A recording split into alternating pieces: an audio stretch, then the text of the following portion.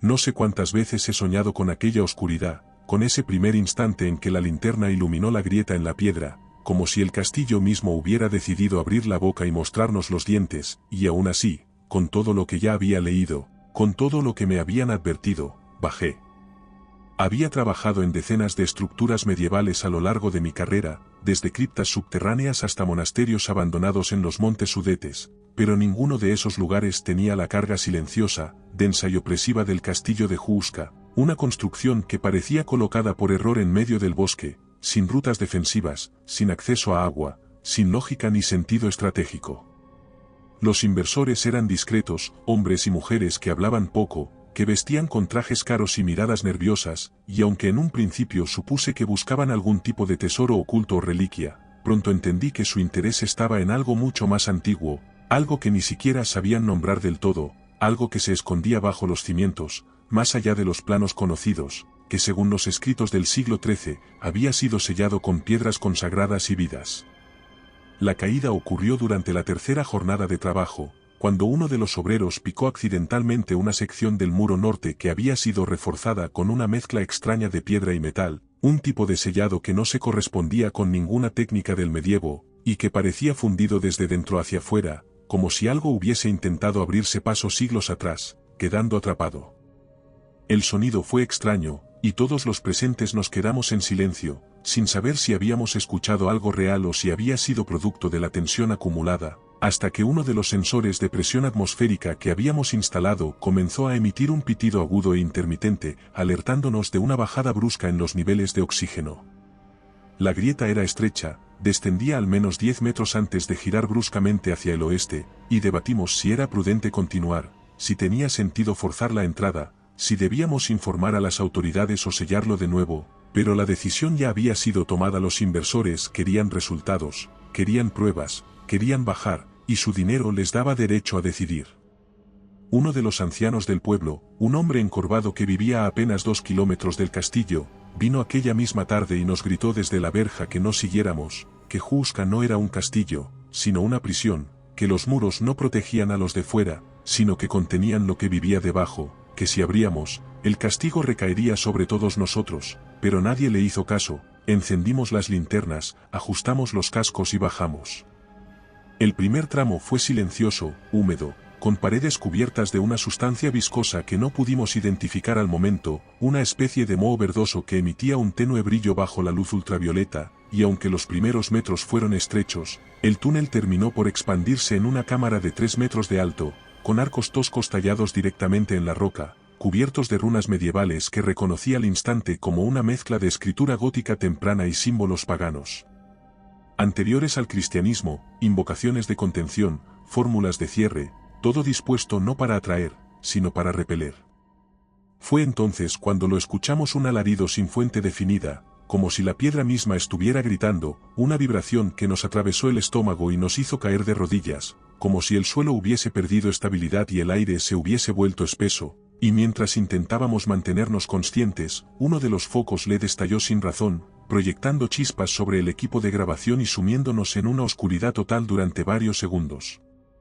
Cuando por fin encendimos las luces de emergencia, faltaba alguien. Janek, uno de los operarios, no estaba, su casco seguía en el suelo, su linterna encendida, su mochila, pero de él no quedaba ni rastro, y no escuchamos gritos, no escuchamos pasos, no vimos sombra alguna, simplemente ya no estaba, como si se hubiera desvanecido. Intentamos localizarlo con las cámaras térmicas distribuidas en los túneles, buscando cualquier señal, cualquier movimiento anómalo en la red subterránea recién descubierta, y aunque la mayoría de las tomas no mostraban más que piedra, humedad y ruinas viejas, una de las cámaras, colocada frente al corredor oeste, registró algo que ninguno de nosotros pudo explicar. Durante 3 segundos exactos, una figura apareció a la entrada del túnel, una silueta alta, asimétrica, sin bordes definidos, como si su cuerpo se diluyera en el aire, pero con 2 cavidades brillantes, 2 manchas de calor intenso que simplemente flotaban allí, mirando hacia la cámara, sin moverse, sin emitir ruido alguno, hasta que se desvanecieron como si nunca hubieran estado. Nadie durmió esa noche, y algunos se fueron. A la mañana siguiente, bajo un cielo cubierto de nubes densas y con el aire más frío de lo habitual para esa época del año, descendimos una vez más por el estrecho acceso que habíamos abierto en el corazón del castillo, llevando con nosotros nuevas baterías, equipos de iluminación más potentes y una cámara de espectro completo que uno de los inversores trajo personalmente desde Viena, un aparato que, según sus palabras, era capaz de captar emisiones no visibles por el ojo humano, aunque no especificó de qué tipo. Había tensión en el ambiente, y no solo por la desaparición de Janek ni por la grabación de aquella figura inexplicable, sino por la sensación de haber roto un equilibrio que llevaba siglos dormido sin comprender las consecuencias. El segundo nivel estaba aún más profundo, y para acceder a él fue necesario desmontar parte del suelo de la cámara principal, donde descubrimos una losa de piedra caliza marcada con un patrón circular, que al limpiarlo con cuidado, reveló una serie de símbolos anteriores al cristianismo, trazos angulosos y espirales que recordaban a los petroglifos hallados en antiguos santuarios eslavos, aunque en este caso había una diferencia fundamental: en lugar de representar dioses, cultos o escenas de la vida ritual, las figuras aquí parecían representar formas de encierro, ciclos de repetición, y siempre, en el centro, una silueta humanoide de brazos extendidos y cabeza encorvada, como si estuviera aullando.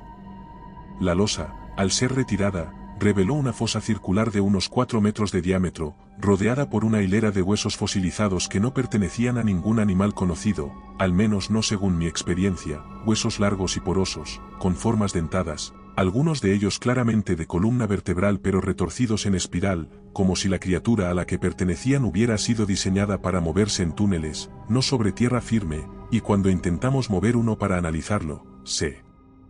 deshizo en polvo con un leve crujido que se quedó flotando en el aire durante varios segundos antes de hundirse lentamente. Fue en ese momento, mientras tomábamos muestras de las paredes para datación por carbono, que comencé a oírlo por primera vez, una voz que decía mi nombre con una cadencia grave, como si viniera desde el interior de las rocas, un sonido que se deslizaba por la piedra, y cuando me giraba para encontrar su origen, no había nadie. Solo las paredes agrietadas, los arcos primitivos y los rostros de mis compañeros que parecían no haber oído nada. No lo mencioné en ese momento, pero lo volví a escuchar cada vez con más frecuencia a medida que bajábamos, a medida que nos alejábamos de la entrada y nos adentrábamos por un corredor lateral que descendía en espiral, tallado directamente en la roca. Las luces comenzaron a fallar apenas unos minutos después, primero un parpadeo tenue, luego una oscilación de intensidad que convertía las sombras en criaturas danzantes, y finalmente, una caída abrupta de tensión que nos obligó a detenernos y revisar el generador portátil, pero este no mostraba ningún fallo, de hecho, estaba funcionando a pleno rendimiento, lo que significaba que algo estaba interfiriendo con la corriente, y mientras discutíamos qué hacer, un chillido agudo se filtró por el túnel, más potente que el primero, más visceral. Lucas, uno de los técnicos de sonido, se adelantó nervioso por el fallo de los equipos, caminó por el túnel estrecho, giró hacia una bifurcación que daba a una galería secundaria donde la piedra tenía un color más oscuro, casi negro, como si hubiera sido quemada por dentro, y fue allí donde lo perdimos. No hubo gritos, no hubo sonidos de lucha ni llamadas de auxilio, solo un chasquido húmedo, como carne siendo rasgada, y el eco de algo que se arrastraba a gran velocidad antes de desaparecer. Cuando alcanzamos su posición, solo hallamos su linterna rota, su grabadora aún encendida y su cuerpo tendido junto a la pared, parcialmente desollado, con fragmentos de piel adheridos a la piedra, como si alguien los hubiera arrancado con violencia meticulosa, y su rostro, aunque reconocible, tenía una expresión de absoluto pánico, como si hubiera visto algo que su mente no supo procesar antes de apagarse. No recuerdo haber gritado, pero sé que lo hice, sé que caí de rodillas, que traté de taparme los oídos como si eso pudiera evitar que aquella voz siguiera repitiendo mi nombre, cada vez más cerca, cada vez más clara, como si se hubiera instalado dentro de mi cabeza, y en medio de esa confusión, con las luces intermitentes y el olor metálico impregnando el aire, escuchamos un estruendo a nuestras espaldas. La puerta de piedra que habíamos dejado abierta, una losa de más de 2 metros de alto y varios cientos de kilos de peso, se cerró sola con un golpe seco que hizo temblar el suelo, atrapándonos en aquel nivel sin posibilidad de retroceso. Y fue en ese instante, mientras intentábamos reorganizarnos y encender las luces de respaldo, cuando lo vimos, al final del pasillo, avanzando lentamente, apenas iluminado por el destello errático de una lámpara de emergencia, una figura alta, esquelética, de movimientos suaves y antinaturales, con pliegues membranosos colgando de sus brazos como restos de alas atrofiadas, sin ojos, sin boca visible, pero emitiendo un chillido que no venía de su garganta, sino que vibraba en el aire, penetrante, como una frecuencia diseñada para romper la voluntad. Uno de los hombres comenzó a tener hemorragia por la nariz, otro se desplomó, yo me quedé quieto, paralizado, incapaz de reaccionar, viendo cómo esa cosa avanzaba lentamente hacia nosotros, sin prisa, como si supiera que no teníamos salida. No sé cómo conseguimos movernos, no sé cuánto tiempo estuvimos allí de pie, paralizados por el alarido de aquella criatura, pero en algún momento mi cuerpo reaccionó, tal vez por puro instinto, y tomé a Marek del brazo, el único que quedaba consciente junto a mí, y corrimos sin pensar por el pasadizo lateral, el más estrecho, un túnel que descendía en espiral que se hundía en el castillo y nos alejaba de la entrada.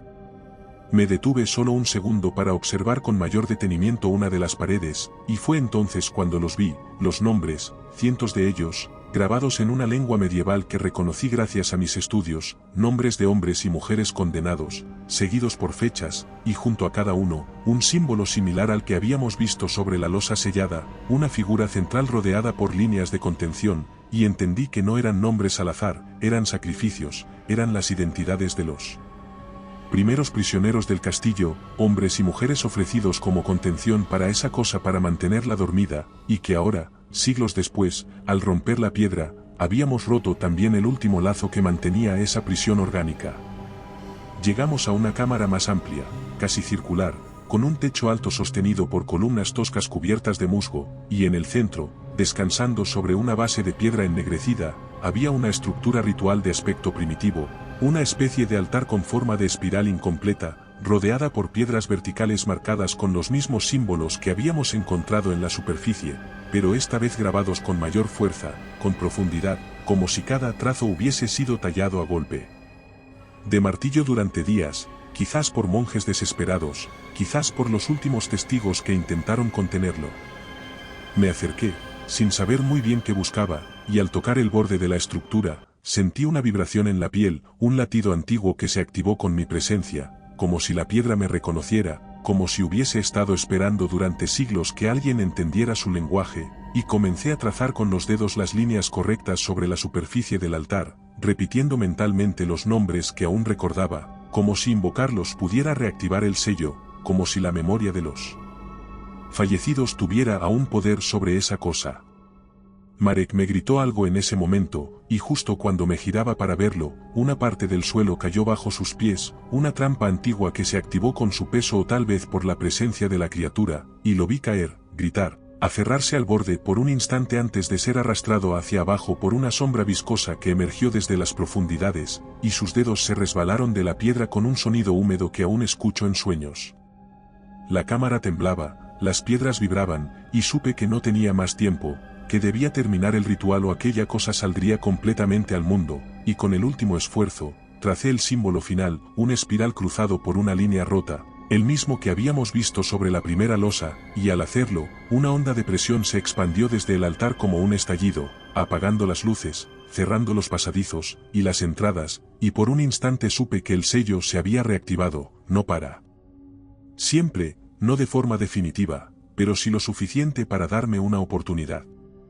Corrí, sin pensar, siguiendo el único túnel que se mantenía abierto, una grieta lateral que ascendía de forma irregular, con piedras resbaladizas y aire cada vez más puro, hasta que vi luz natural colándose por una abertura en la roca, y salí al bosque, temblando, cubierto de polvo, con la ropa rasgada, pero vivo, y eso era todo lo que importaba. Pasaron semanas antes de que lograra convencer a las autoridades de volver, y cuando regresamos al lugar exacto donde había estado la entrada, solo encontramos raíces, árboles, tierra firme, como si el castillo hubiese cerrado su herida y borrado toda evidencia. Nadie me creyó, pero sé que es cierto, porque por la noche cuando todo queda en silencio, escucho ese alarido, no afuera, sino dentro de mí, cada vez más nítido, cada vez más cerca, como si algo hubiera cruzado conmigo, como si el sello solo hubiera contenido su cuerpo, pero no su eco, y ahora, noche tras noche, siento como late bajo la piel, esperando su momento. Si te ha gustado este relato, aquí tienes otro que te pondrá los pelos de punta. Si buscas historias más intensas, en nuestro canal de relatos largos te esperan narraciones de más de 1 hora. Y si quieres llevar el terror contigo, nuestro libro en Amazon tiene historias exclusivas. Buenas noches, desde Terreno Misterioso.